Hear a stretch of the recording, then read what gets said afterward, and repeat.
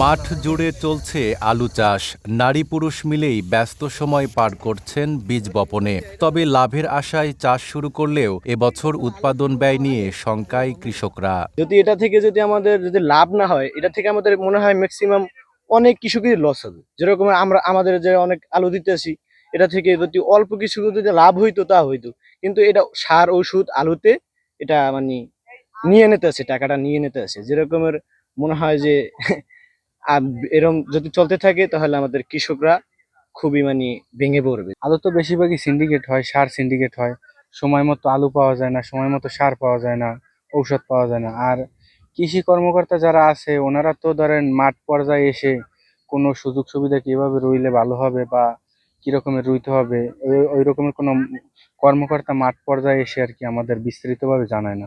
জেলা কৃষি সম্প্রসারণ অধিদপ্তরের তথ্য মতে গত বছর যেখানে ৯৭৫ হেক্টর জমিতে আলু চাষের লক্ষ্যমাত্রা ছিল, এবছর তা কমিয়ে নির্ধারণ করা হয়েছে ৯৪৫ হেক্টর। এখন পর্যন্ত আবাদ হয়েছে ৫৭০ হেক্টর জমিতে।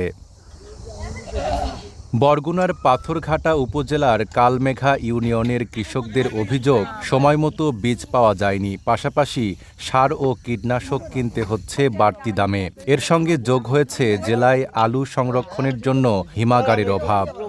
এই আনে সরকারি মাল একটা দেয় না, প্রত্যেক বছর টাকা দেয় না, কৃষিকে টাকা দেয় না, আমি আমাকে নুন দেয় না। দেখে বড় লাগো, যারা আলু না দেবে, যারা চাষ না করবে হেইরা পাইবে। মাল মাল মাল পাই যাগো লাগে না হেইরা, আর যাগো ফেরত হেরা পায় না। RICL TMX, যুগের পর যুগ স্থাপনা থাকে মজবুত। নারী চাষিরা জানান, সময়মতো সার ও বীজ না পাওয়ায় এবং কীটনাশকের দাম বেশি হওয়ায় কাঙ্ক্ষিত লাভ নিয়ে শঙ্কা বাড়ছে। বর্তমানে অবস্থা হয়েছে যে লাগার সময় কষ্ট মষ্ট করে সার ওষুধের অনেক দাম দিয়ে লাগায়, শ্রমিক লই পরিশ্রম করে লাগায় অনেক মজুরি দিয়ে, তারপর বিক্রি করার সময় দাম থাকে না। ওষুধের গায়ে রেট দেয় না, ওইটা একটা ক্রাইসিস আছে। কয় টাকা কি ওষুধের ব্যাপক মূল্য, 6বার ওষুধ দিতে হয়। অনেক কিছু ধরেন সবকিছু মিলেই যাইয়া চাষে যাইয়া শতাংশ অনেক টাকা খরচ হয়ে যায়। এই 2% জায়গায় 100 টাকা একবারে, তাই 4 বের পানি দিলে কত টাকা যায়?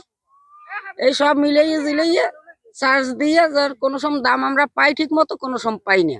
তবে কৃষি সম্প্রসারণ অধিদপ্তর বলছে সমস্যা সমাধানে উদ্যোগ নেওয়া হচ্ছে। আমরা তদন্ত করে যদি সেরকম কোনো ব্যবস্থা পাওয়া যায়, আমরা তার বিরুদ্ধে যথাযথ আইনগত ব্যবস্থা গ্রহণ করব।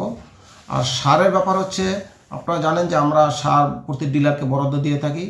তবে পাথরঘাটা উপজেলায় যেহেতু সবচেয়ে বেশি গোলন এবং কাকচিড়া ইউনিয়নে সবচেয়ে বেশি হয়, ওই কাকচিড়া ইউনিয়নে আমরা সার ডিলারকে অন্যান্য ডিলারের চাইতে এই আলুর জন্য একটু বেশি বরাদ্দ দিয়েছি।